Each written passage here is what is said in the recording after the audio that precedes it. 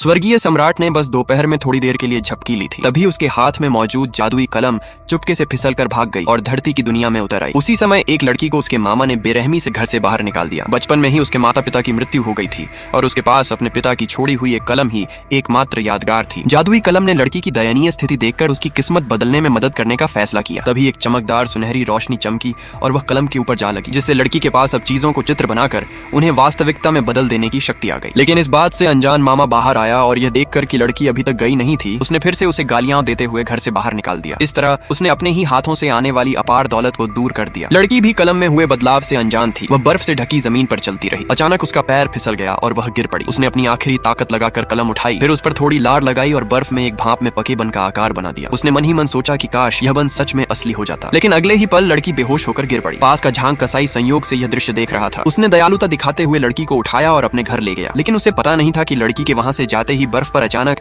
एक असली भाप में पका बन प्रकट हो गया था। जब लड़की को होश आया तब झांग कसाई पहले से तैयार एक कटोरा गाढ़ी खिचड़ी लेकर उसके पास आया। लड़की तुरंत उत्साहित होकर उसे पीने लगी, लेकिन केवल एक घूंट पीने के बाद रुक गई। वह जानती थी कि इस अकाल के समय यह कटोरा भर खिचड़ी भी उस दंपति ने खुद भूखे रहकर बचाई थी। उसने झूठ बोला कि उसका पेट भर गया है और कटोरा वापस उस दंपति को दे दिया, लेकिन दोनों फिर भी उसकी सेहत को लेकर चिंतित थे और उसे बाकी खिचड़ी पीने के लिए मजबूर करने लगे। आखिरकार अब एक और व्यक्ति का पेट भरना था। झांग कसाई को बचाने के लिए लड़की ने दोपहर में शहर जाने का फैसला किया और अपने शरीर पर पहने सूती कपड़ों को बेचकर बदले में कुछ भोजन लाने का सोचा। पत्नी ने उसे वह हेयर पिन भी रखने दिया जिसे वह बहुत संभाल कर रखती थी। इसके बाद दोनों पति पत्नी घर के अंदर तैयारी करने चले गए। लड़की का मन और भी जाने को नहीं कर रहा था। वह अपने दयालु मामा और मामी को परेशान नहीं करना चाहती थी, इसलिए उसने चुपके से चले जाने का फैसला किया। जाने से पहले उसने अपनी कलम निकाली। उसके मामा और मामी ने उसकी जान बचाई थी। उसके पास उन्हें देने के लिए कुछ भी नहीं था, इसीलिए उसने दीवार पर एक मुर्गी का चित्र बनाया और मन ही मन उम्मीद की कि उनके पास खाने के लिए मांस हो। चित्र पूरा करने के बाद उसने गहराई से झुककर प्रणाम किया और आंगन के दरवाजे से बाहर निकल गई। अगले